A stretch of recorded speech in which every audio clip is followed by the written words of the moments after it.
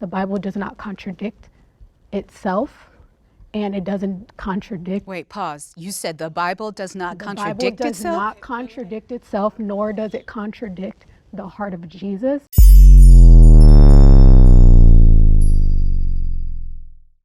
I ran across a very interesting video on YouTube today. It's a panel discussion. All black women. On one side, you got women who have deconstructed from Christianity. And then on the other side, you have women who are professing Christians.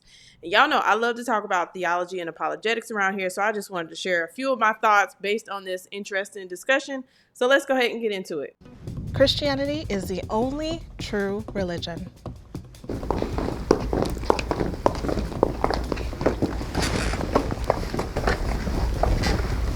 I believe that Jesus is the one true God because he saved my life and he was the only one that could set me free from guilt and depression and the shame of having an abortion. Let me stop right there, because as much as I love a good testimony, that is not the question that they're supposed to be answering. The question is Christianity the only true religion? And she immediately jumps into her own personal experience, which is, it's okay, but it's just not answering the question. And honestly, it's not really helpful, because like a Mormon could say that, a Muslim could say that, even an atheist could say that, right? I had these personal experiences, and so therefore that's why I believe what I believe. That, but that doesn't really tell you whether or not something is true. So I just wish that she didn't respond that way, but let's keep going. So after having my second abortion, I fell into a spirit of suicide and shame that I couldn't shake. And I went to therapists and I went to counselors, and no one could free me. And the enemy kept telling me that I needed to die in order to pay for what I did. And I believed that. And as I was searching to overcome suicide, that's when I found Jesus. And I realized that I didn't need to die because he already paid the price for my sins. And there was no other person, no other God who could pay that price for me. So I dedicated my life to him because he saved me and he set me free, and he is the King of Kings and the Lord of Lords, and I live my life for him completely. For me, my personal belief, religion is created to manipulate and control. For me, spirituality, I was once a former Baptist. When someone says I used to be a Christian, and then it's like, well, yeah, I used to be a Baptist. So it's like, so are you identifying with a church culture, a church denomination, or were you actually a Christian? And she already started with some bold claims, right? Christianity is used to manipulate, but I'm sorry, let's keep going. I grew up in the church. I was in the church choir. Life experiences led me to spirituality because I felt like I was being manipulated and controlled. They both basically said the same thing. I'm a Christian because I felt guilty because of this thing. She's saying I am no longer a Christian because of my life experiences. That doesn't answer the question, is Christianity the only true religion? I believe in a higher power. I do not believe in the Bible because it was rewritten to manipulate and control so much. When people say stuff like that, ask them, what do you mean by that? How do you know? Do you have any primary resources? Because the Bible is the most reliable historical document from antiquity. We have way more manuscripts than any other ancient document. So if you can't trust the Bible, you can't trust anything from ancient history.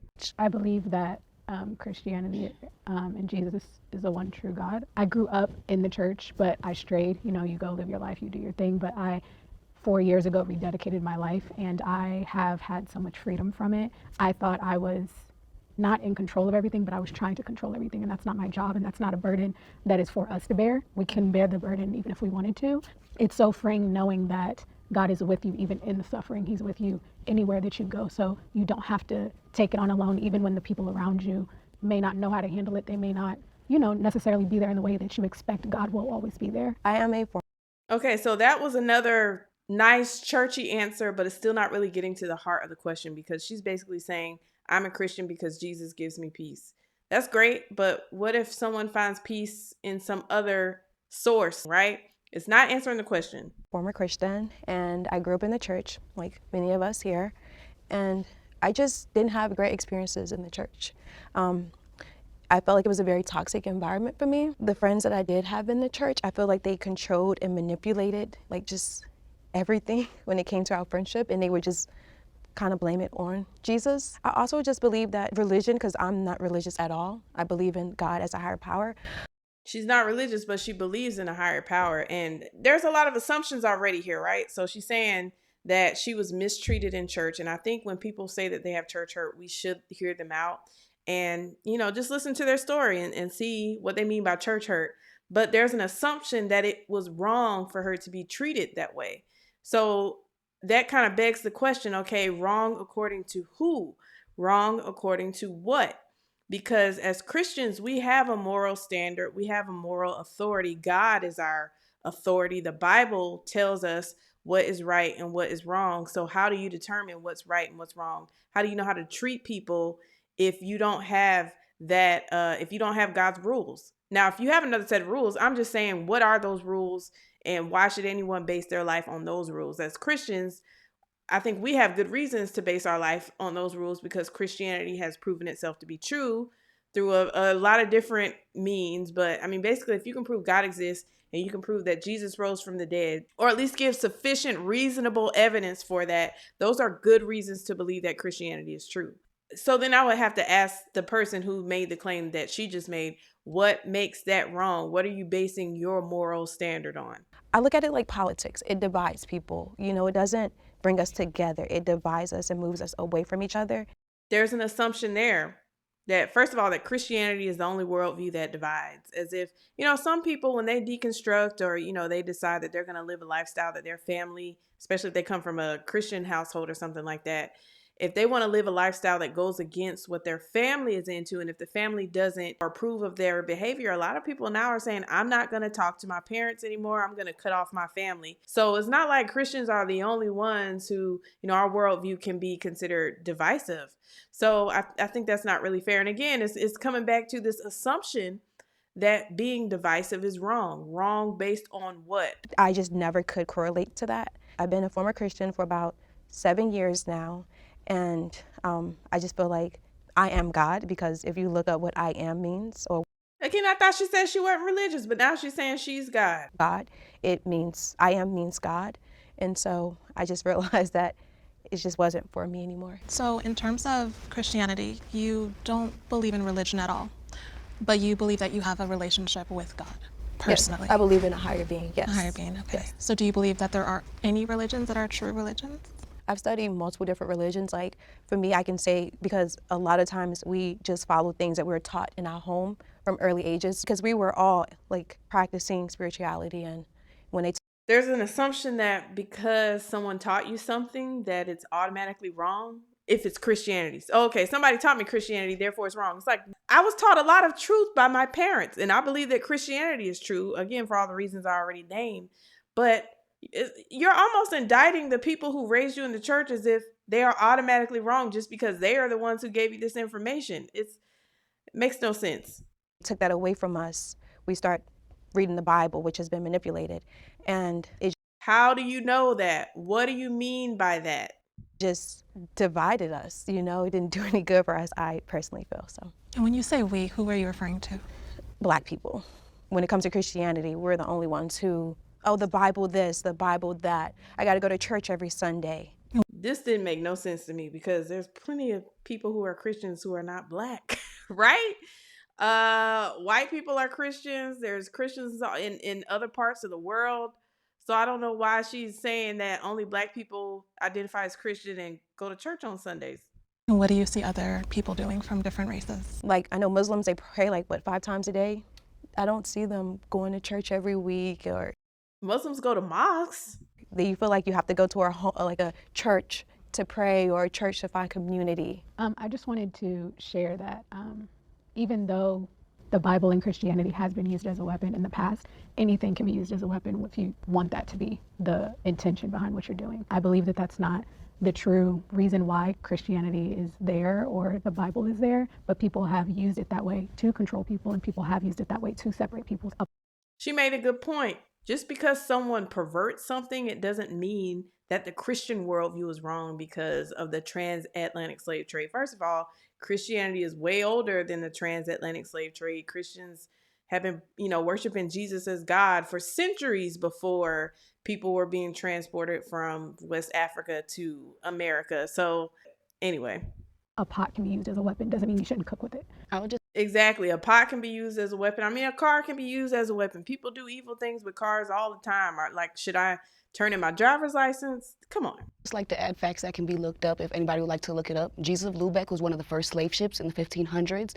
The Queen Elizabeth I, I believe, gave it to something Hawkins, I forget his first name right now, but she lent this ship to him, leased it to him. Jesus of Lubeck was the first slave ship. In the original alphabet, J did not exist. Moot points, because first of all, the girl just said Christianity has been used to, or it's been misused to harm people, but that doesn't make it not true or not good. And so then this woman comes back and says, but there was a slave ship named after Jesus. It's like she literally just agreed with your point. So yeah, sure, people did evil things in the name of Christianity. That doesn't make Christianity not true. His original name was Yeshua. And how does that information impact you in your faith? For me, growing up in the church, Oh, the letter J argument. That's been discussed so many times. It's just sad that people even still use this argument. But it's basically a transliteration. And so Jesus was Yeshua in, I believe it's Hebrew. And then when you transliterate that to Greek, it's Iesus. And then the transliteration of Iesus is Jesus. So the name is the same. It's just a different way to pronounce it because languages evolve. church, and I'm an ordained minister, also non-denominational. For me, literally, in my mind, it was rewritten to manipulate and control because King James also wrote the book of demonology right before he wrote his version of the Bible. The Bible has been around for a lot longer than the 1611 King James version. So what does that have to do with the price of tea in China? The colonizers came to Africa bringing the Bible to them and basically tricked them into following. So you said that you were an ordained minister. The reason why I became an ordained minister was during the COVID agenda. I'm holistic, so I became ordained minister in hopes of being able to help people create letters of recommendation so they didn't have to go through with getting the poison. So that's why I'm non-denominational. I do believe there's a higher power, but I believe that religion has manipulated so much to scare and divide us when I believe God doesn't want us to fear him. He wants us to trust him. He wants us to be a vessel for him. He don't want us to be sheep for the corrupt and the people that have been in power for 100, 200 plus years. Yeah, so I do empathize about, how the Bible was used to enslave us as a Black woman. I totally understand that. And let me be clear, you're correct about that. The slave Bible, literally these people, they took the Bible, the Word of God, and they took out certain pages in the Bible to say, here, this is what the Bible says, bow down to me. But just because someone had a wicked and demonic agenda doesn't mean I'm going to turn away from the true and living God, who's the King of Kings and Lord of Lords, and who's... That'll preach, girl. But even the slave Bible, like most, the slave Bible was only given to people in the West Indies, like towards the tail end of slavery. So most slaves never even had a slave Bible. Saves me. There are people that use the Bible all the time for their evil purposes, but that's why we have to stand firm on the Word of God and know it for ourselves so that we won't be led astray by any wicked schemes of the enemy. There's 30 verses that I have written down that speak about slavery as it being acceptable. Do more investigating for yourself. Don't just study one thing. No, you don't have to agree with it. But yeah, the Bible talks about slavery because the Bible talks about a lot of things that were done that were not right. And it's not condoning slavery. It's God is regulating how it's done in the Old Testament because it was a way to basically help people get out of debt, and it wasn't permanent. And stealing someone and treating them like property basically was capital punishment. That was something that was not allowed even in the Old Testament. But the other instances of slavery being talked about in the Bible is like indentured servitude. So kind of like people having a job today. You got to pay your bills. You got to get out of debt, but it's not permanent. It's not what we saw at all in the transatlantic slave trade. But just use your mind to explore all possibilities and see for yourself and just see if that's really what you feel inside. Do you really resonate with it on your own? Just because something is mentioned in the Bible does not mean that it was necessarily considered right. Exactly. It's still a book of history and things that happen. So there are cultural things in it. But also when we look back, it's not a white man's religion. Ethiopia was never colonized. I've met some of the most devout Christians who are Ethiopian. The Bible does not contradict itself, and it doesn't contradict... Wait, pause. You said the Bible does not The contradict Bible does itself? not This is where it got spicy, y'all. contradict itself, nor does it contradict the heart of Jesus. Our understanding of it can be flawed. I think that a lot of people believe that Christians, when they first read something, was like, yeah, that's what I'm going to do. There is a Rude. What are you doing? Why are you doing this? Wrestle that happens if in your feelings you don't necessarily initially agree or don't understand, or why would you say that, or what does this mean, or whatever it is. There is a wrestle that happens, and when you surrender, you get understanding. And sometimes you don't get full understanding, but it's a surrender to understand who God is and understanding the heart of God and knowing that all that is God from God is good. In all honesty, if you are of that belief, there is absolutely positively 1000% that anything that I can say, I don't care how many peer-reviewed, how many resources, how many stats, how many websites that I would be able to give you to show that that is a fallacy, because she has the conviction in her heart that Jesus is her personal savior. Nothing that I put in front of her is going to change anything that she believes. So even if Okay, so the lady was responding to this idea that what Christianity was all forced on us and it's all because of slavery. And she's like, no, Christianity in Ethiopia, like they're not Christians because it was colonized. So that's what she's saying. So this lady is already straw manning her, misrepresenting her argument. Now, I do think often people do have those responses, kind of like what the girl originally said in the first few minutes of the discussion, that she's a Christian because of her personal experience.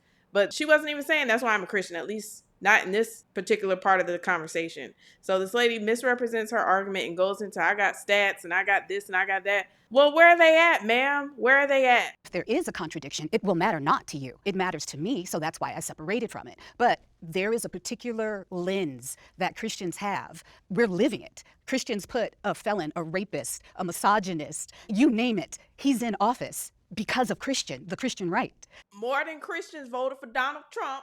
So let's say that, first of all. And again, there's an assumption that all of these things are wrong. That if he did this or he did that or he did this, that is wrong. Well, where are you getting that from if you're not a Christian? A lot of these things that y'all are talking about, these are morals that come from the Bible. So if you don't believe the Bible, then you can't say all of these things are wrong. It's this odd sense of we believe this, we believe that, and then because of abortion, if we want to just go there, because of the reason of abortion, that we got to protect the babies, that we got to protect the babies. There are 15,000 things over here, but that one thing, because of your Christian ideology, you are willing to vote against your best interest. And yet they are willing to disregard all of Christianity because of a few hundred years of slavery that had nothing to do with Christianity. And y'all, let's keep it a buck. Like, abortion is horrific and it affects the Black community at alarming numbers. Sometimes I wonder, like, do people even really understand the process of abortion? That depending on what stage that you're doing this, of course, you know, some women take the pill, which can be very dangerous. But if you are further along in the pregnancy, what they're doing is they're taking an instrument and they're inserting it into women and they are plucking human beings apart in the womb. And as Christians, we should never, ever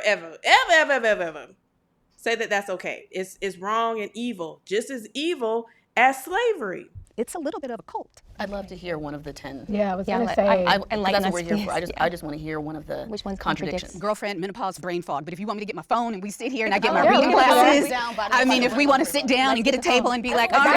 She had no receipts, basically. So you knew you was come to this discussion to talk about whether or not Christianity was true, and you was like, I got all these receipts, and then gave not one single receipt. All she did was talk trash about how much she thinks Christians are idiots. But that's basically it. There was no real argument. All right, That's let's fine. go That's to what- this. there's no But that's not what this contradiction, show is. though. It is, though. Because, no, I'm not going It to is, sit though. here and do the homework because Whoever makes the claim has the responsibility to back up that claim. That's how it goes. So you're the one who said you got these receipts and the Bible is a contradiction. Well, show us these contradictions. my whole point is you guys know that there are falsities in the Bible. Show us. We're not going to do that. The thing is, if you know that there are things that are not true, because we know that everything in the Bible is not 100% correct and or accurate. And I would love to know what she means by that. Now, to be fair, there's been different scholars that talk about what does it mean that the Bible is inerrant. Mike Lacona has been doing some discussions on this recently. I think his position is that, you know, like in the New Testament, you're going to have in the Gospels different details, and maybe some things are a little bit different from gospel to gospel. But that doesn't change the core message of the gospel. And that honestly is what you should expect to see if you have reliable witnesses. If all of the witnesses said the exact same thing, that would be evidence that this was coercion, like that they came together and made up the story. But because things are different, that actually kind of proves that the Bible is a legitimate eyewitness account. You cannot sit here and say that that's not true. You're like, okay, yeah, there's a couple of things where we're like, all right, we know that to be true. Even the fact that in unison, you guys have said, oh no, everything in it isn't true. It ends the discussion. Because in order to have a conversation, you got to give a little bit to be able to say, hey, here are these 10 sources. Even if I got my purse right now and pulled that out, you're still going to say, I'm going to have to look over this. See, that's an assumption too. Like, she is being so, not even closed-minded. It's just this level of arrogance. Like, I figured it out and y'all haven't, and you should just believe me because I said so. Well, it's like, you're saying that they wouldn't believe you, or that they basically don't think critically, but you're not giving them any information to even go off of. I don't know. I need to go over this with my pastor and my spiritual guide. Whatever. It's not going to change you. There is nothing that I can say to any of you that is going to change your minds. And that's just not true. That's why I love apologetics. But to her point, when you ask a lot of Christians questions like these, like I've been on TikTok. I've seen a few TikTok lives where, an atheist will get on there and prove to me that Christianity is true. And then Christians will talk about their own personal experience. And then it's a total bloodbath. And I cry a little bit on the inside every single time I watch. So from that aspect, I mean, she's kind of right. A lot of us aren't prepared to defend the faith like we should. But just because people aren't prepared, it doesn't mean that the faith can't be defended. Nothing. I mean, you said that's not what we're here for, but we are here for that. So to change my mind? No, not that. So in one sentence, what are we here Darling, for? can I speak? I am, but I'm saying, so what are we here for? I can tell you, for a discussion, and for the people who are also listening to hear, So it's not so much about it's changing not our minds, necessarily it's these people. the thousands of people that might be watching. I don't think if anybody is completely convicted or within their convictions, this one episode is not going to change them. Now, will it raise an eyebrow? Will it raise the eyebrow of, maybe I'll go do a little research. What is she talking about? There's inaccuracies in the Bible. Yeah, you may get a handful of people that may say, let me go inquire. But then what are they going to say? More than likely, 9 times out of 10, that's satanic. Well, that ain't of Jesus. And I wonder if she would go do her research to figure out if the Bible is legitimate versus just listening to people who are saying, no, it's not true. Well, what do the receipts show? There's plenty of archaeology that confirms a lot of the things that are, talked about in the Old Testament and the New Testament. So I don't think she's really being fair here. So that was the first half of the conversation. The second half wasn't nearly as interesting, but I did want to share some resources with y'all because I really want us to be better at having these conversations with people and be patient with folks like this. Pray for folks like this. Because I understand there's a whole bunch of different reasons why people become Christians, and there's a lot of different reasons why people don't want to become Christians. And I think we should be sympathetic and empathetic to that as much as possible and listen and hear where people are coming from. But while you're listening, here's some books that you can grab. All right, so one of them is called The Historical Jesus by Gary Habermas, and it just talks about the historical evidence for the real Jesus. So if Jesus existed, and he does, scholars generally agree on that. That's one piece of evidence that Christianity is true. So get Gary Habermas's book, The Historical Jesus. And here's another one. It's called The Case for the Resurrection. This one is also by Gary Habermas and Mike Licona. Now, this one gives a defense for the evidence that Jesus actually rose from the dead. Like, what does history tell us? What do scholars, both secular scholars and Christian scholars, have to say about the evidence that's available? Grab this book and it'll be super helpful. And then last but not least, Evidence That Demands a Verdict. It's a classic. It's a huge book. And for me, like I always say, it's kind of like an encyclopedia for apologetics because it covers a whole bunch of information, outlines a lot of the pieces of evidence for Christianity, Old Testament, New Testament, evidence for the resurrection, archaeology, New Testament reliability, textual criticism, all those things are kind of covered in here. History, all that kind of stuff. So grab you a book. And like I said, y'all, I have an Amazon storefront. So if you want to help a sister out, think about grabbing the book by using the link in the description and get yourself equipped. Maybe next year could be the year that you really dedicate some time to learning how to defend the faith and, help some of your friends understand understand what it is that Christians believe and why we have good reasons to believe it. So anyway, that's all I got for y'all in this video. If you like this video, hit the like button, subscribe, think about becoming a channel member if you want to support me, and I will catch y'all in the next video.